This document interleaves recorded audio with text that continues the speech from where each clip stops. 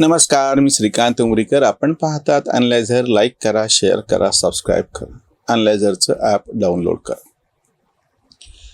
आपल्याकडं काही असे पुरोगामी विद्वान आहेत, लिब्रांडो आम्ही असं त्यांना म्हणतो.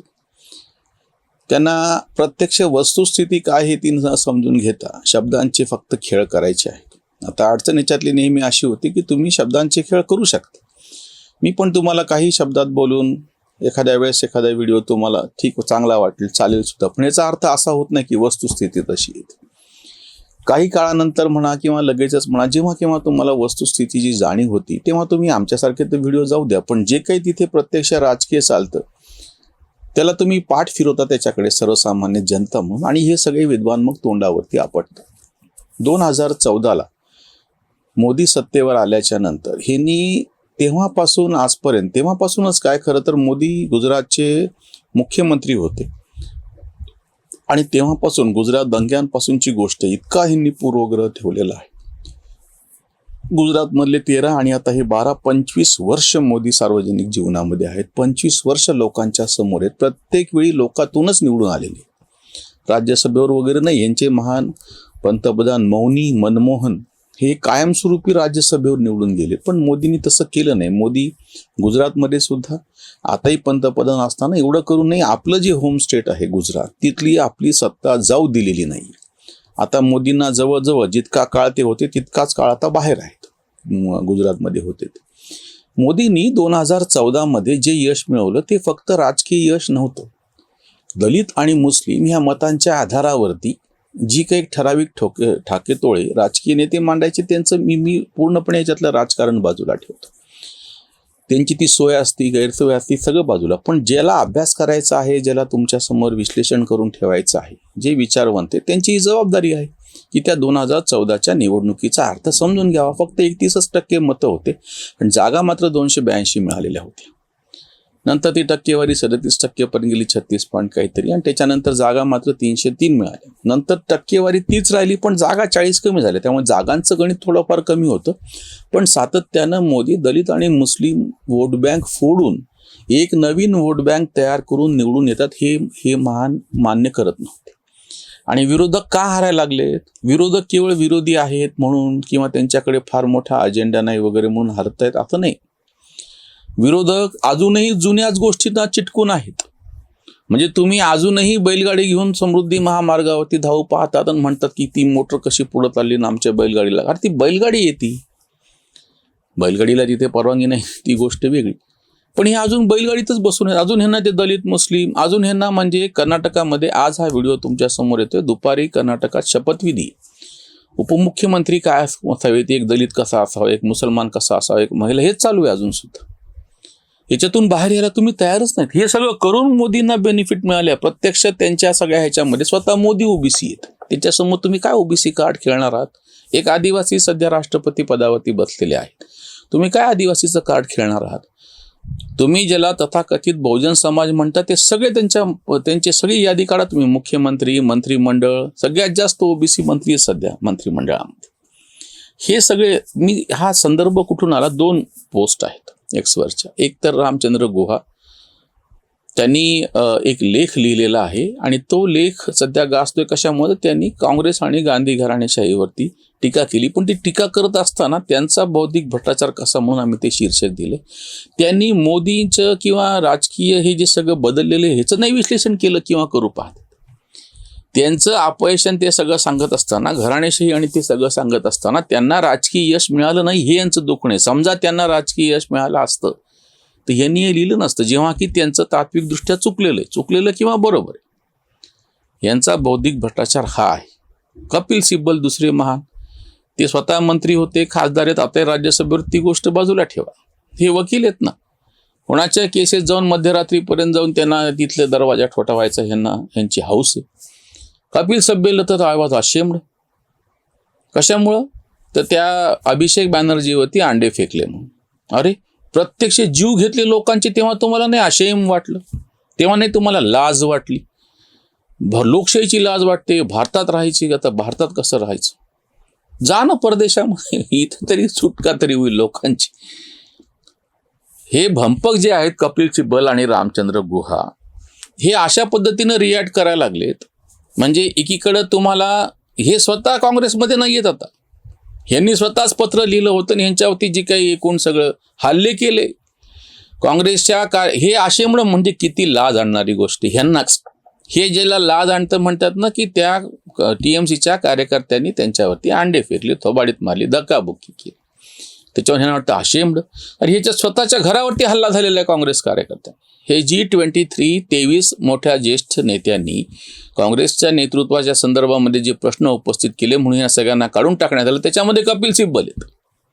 काय सांगावात, गुलाम नबी आझाद सारखे सगळे जे लोक होते त्यांचे ते एक प्रवक्ते आहेत. एरवी मी नाव घेत नाही, आता विषय असल्यामुळे घेतो, संजय झा म्हणून. ते हाकलून दिलेले काँग्रेस पक्षातून, अजूनही ते सस्पेंडेड आहेत. आपली ओळख सस्पेंडेड काँग्रेस लीडर, तरी पुन्हा हे काँग्रेसचं. अरे तू स्वतः त्याचा बळी आहेस ना, लोकाला सांगायची काय गरज आहे. आज सुद्धा ते सस्पेंडेड आहेत काँग्रेसमधून आणि कौतुक मात्र काँग्रेसचे गात. यांचा दुसरा भंपकपणा काय माहिती आहे का, 1990ला मनमोहन सिंग हे अर्थमंत्री होते, PV नरसिंहराव पंतप्रधान होते, तेव्हा नेहरू नीतीच्या पूर्णपणे उलटी कोलांटुडी स्वतः काँग्रेसनी मारली. जागतिकीकरण पर्वामध्ये सगळी आधुनिक मुक्त अर्थव्यवस्थेचं धोरण स्वीकारलं. प्रणव मुखर्जी सारख्या तेव्हाच्या परराष्ट्र मंत्र्याने ही आकडेवारी झक मारत कबूल केली आंतरराष्ट्रीय सगळ्या ह्याच्या दबावापोटी, की आम्ही भारतामध्ये शेतकऱ्यांना उणे सबसिडी कशी देतो, ज्या गोष्टीला 100 रुपये द्यायला पाहिजे त्याला फक्त 28 रुपये देतो, म्हणजे -72% आम्ही त्या भावाला त्या दृष्टीनं शेतकऱ्याचं कसं नुकसान केलं. कारण की ती आकडेवारी डंकेल प्रस्तावना त्या संदर्भात द्यायची होती जागतिक व्यापार WTO वर्ल्ड ट्रेड ऑर्गनायझेशन. म्हणजे तेव्हा तुम्ही पूर्णपणे पलटी मारली. मूळ तुमचं धोरण जे होतं काँग्रेसचं, जे नेहरू नीतीवाद होता तो सगळा बाजूला ठेवला. आर्थिक नियोजनाचं धोरण, मुक्त अर्थव्यवस्था स्वीकारली.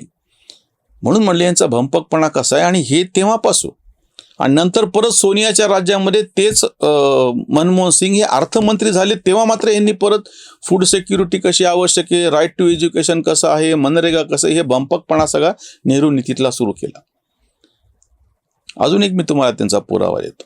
मोदी सरकारने ह्यांचीच काही धोरणं राबवली, याच्यावर आम्ही सातत्यानं टीका करतो. मोदी सरकारने सुद्धा म्हणजे जेव्हा शेतकऱ्यांच्या मुक्तीसाठी म्हणून कृषी कायदे आणले ते मागे घेतले यांच्या दबावाखाली. लँड ॲक्विजिशन म्हणजे जमीन हे करणे, जमीन धारणा, या सगळ्याच्या संदर्भामध्ये जो बदल आणला होता तो मोदी सरकारला वापस घ्यावा लागला. फूड सिक्युरिटीच्या नावाखाली म्हणून हे जे 80-81 कोटी लोकांना तुम्ही राशन देत आहात, हा भंपकपणा नेहरू नीतीतला आहे, हा चालू ठेवलेला आहे मोदी सरकारने. पण आता ह्यांचं बघा, हे फक्त मोदीचे म्हणल्याच्या नंतर मात्र हे त्याचं न कौतुक करणार, न दखल घेणार. आणि तेच ह्या सगळ्या योजना काँग्रेसच्या असताना ह्यांचं कसं वाटेल तेवढं म्हणजे बुद्धी घासून त्याच्यावरती हे होत होतं. हे जे भंपकपणा ह्यांचा आहे ना, रामचंद्र गुहा असो किंवा कपिल सिब्बल असो, टीका आता ह्यांनी टीका का करा, किंवा योगेंद्र यादव म्हणले ते काँग्रेस शुड डाय, काँग्रेसने मर जाना चाहिए, 2019च्या निकालानंतरची गोष्ट. ह्यांची तडफड काय झालेली माहिती आहे का, ह्यांना काँग्रेसबद्दल सुद्धा प्रेम नाहीये. काँग्रेसच्या आडून ह्यांचा सगळा जो अजेंडा राबवला जात होता, लायसन कोटा परमिट राज्य सगळं बळकट होऊन बसलेलं होतं. नेहरू आणि त्याच्यानंतर जास्त करून इंदिरा गांधीच्या काळात, राजीव गांधीच्या काळात बळकट झालं होतं. ह्याचे बेनिफिशरी आहेत. स्वतः बौद्धिक पातळीवरती जगभर मिरवत असताना डावा लेफ्ट अमर्त्य सेन सारखे नोबेल लॉरेट्स हे पण हेच मालिकेतले सगळे, ह्यांचं जे पितळ आता उघडं पडत चाललेलं आहे. निकालातून तर स्पष्ट झालंच झालं, पण वैचारिक दृष्ट्या सुद्धा जेव्हा जेव्हा मोदी सरकारने सुद्धा यांची जुनी धोरणं राबवायचा प्रयत्न केला आणि जेव्हा जेव्हा ती तोंडघशी पडली, तेव्हा मोदीचं जाऊ दे, ते तर राजकीय त्यांच्या सोयीने ते करतील, मी म्हणून सगळ्याच राजकीय नेत्यांना बाजूला ठेवतो. पण हे सगळे तथाकथित विद्वान उघडे पडले ना, की जेव्हा तुम्ही त्याही काळात 1990च्या नंतर जागतिकीकरण पर्वामध्ये सगळ्या जगाची आर्थिक दिशा बदलली, व्यापाराची दिशा बदलली, उलाढालीची दिशा बदलली आणि त्याच्या प्रतिकूल असं जेव्हा जेव्हा तुम्ही जुन्या पद्धतीनं निर्णय घ्यायला लागला, तेव्हा तेव्हा तुम्ही कसे तोंडघशी पडलेत. काँग्रेसची सरकार पडलेली आहेत, मोदीचे सरकार पडलेलं आहे. आज हे PDS पब्लिक डिस्ट्रीब्युशन सिस्टीम राशनिंगमध्ये जो प्रचंड भ्रष्टाचार आहे, किंवा सगळं केंद्रीभूत करायचं, नीटचं ताजं उदाहरण आहे. सगळं एकत्र केल्याच्या नंतर त्याचा काय घोटाळा होतो आणि कसा भ्रष्टाचार, कशी बजबज पुरी मास देते, किंवा ते झिरो बजेट शेतीचा भंपकपणा, ह्या सगळ्यांच्या नादीला लागून जेव्हा ज्या पद्धतीने संघ परिवाराने ते स्वीकारलं आणि त्या भंपक पाळेकरांना पद्मश्री दिलं आणि ते सगळं पूर्णपणे फेल गेलं. मग आता हे काय म्हणणार आहेत तेव्हा त्या सगळ्या पार्श्वभूमीवरती रामचंद्र गुहा काय किंवा कपिल सिब्बल काय, तिथं काही बोलत नाहीत हे. म्हणजे जी धोरणं तुमची तर भंपक होती, चूकच होती, ती तशीच धोरणं जेव्हा मोदी सरकारने राबवायचं म्हणल्याच्या नंतर तेव्हा मात्र हे मोदींना विरोध करायच्या नावाखाली म्हणून एक तर त्याची दखल घेणार नाहीत किंवा त्याच्या विरोधातच बोलायची तयारी यांची पुन्हा. म्हणजे त्याच्यामुळे हे इरिलेव्हंट होऊन गेलेले आहेत. त्याच्यावरची ही उसंतवाणी. राहण्यासारखा देश ना उरला, सिब्बल बोलला वकील तो. अभिषेकी अंडे यांना बसे मार, झोंबतेयो फार लिब्रांडोना. अंड्याचे न काही खरे दुःख, खुर्ची छातीमध्ये बरची पराभव. इंडी आघाडीच्या बकऱ्या पांगल्या, शिंक्याला टांगल्या आकांक्षा त्या. कशी मिळणार आता राज्यसभा, मनी प्रश्न उभा सिब्बलच. सुप्रीम कोर्टात लागेना टिकावं, उतरला भाव राजकीय. कांत म्हणे यांना पाठवा विदेशी, राहू आम्ही देशी आनंदाने, राहू आम्ही देशी आनंदाने. यांना भारतात राहावं वाटत नाही, ह्यांनी खुशाल बाहेर जावं. जे असं म्हणले ना की मोदी पंतप्रधान झाल्याच्या नंतर भारतात राहावं वाटत नाही, ते अजून भारतातच आहेत, कुठंच गेलेले नाहीत. हे नुसतं पेपरमधल्या बातम्या खेचण्यासाठी, TRP साठी अशी वक्तव्य करतात.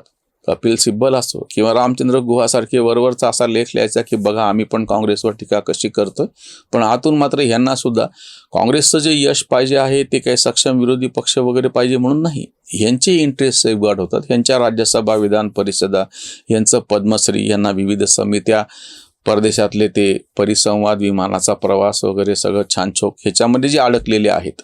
पार ते 1980 नंतर इंदिरा गांधींनी मोठ्या प्रमाणात NGO कल्चरला शासकीय सपोर्ट द्यायला सुरुवात केली, त्याचा हा सगळा परिणाम आहे. असो, या बुद्धिवंतांचं तर पितळ उघडं पडलेलंच आहे. यांचा भ्रष्टाचार, बौद्धिक भ्रष्टाचार समोर येत चाललेला आहे.